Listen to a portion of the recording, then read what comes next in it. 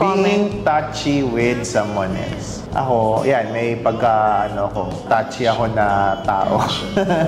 Although, I try my best na to control myself and behave properly kapag alam ko na hindi naman ayaw mo, pero alam kong hindi ka komportable na ganun ako dun sa ibang tao.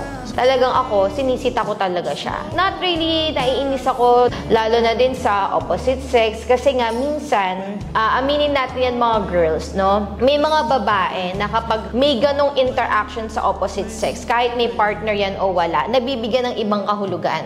Andyan yung baka magka-feelings yung babae, pero yun nga, as long as sabihin nyo sa partner nyo na ayaw nyo nun para maiwasan gawin. Ngayon, kung continue gawin yun ng partner mo, kahit na sinabi mo na ayaw mo yun, there's something wrong. Kailangan pag-usapan nyo ng maayos yun, and it has to stop if it affects the feelings ng babae. Tsaka respect yun sa partner mo. Kung alam mo na ayaw yun ng partner mo pero ginagawa mo pa rin, technically parang pinapahiya mo siya or hindi mo siya nire-respeto.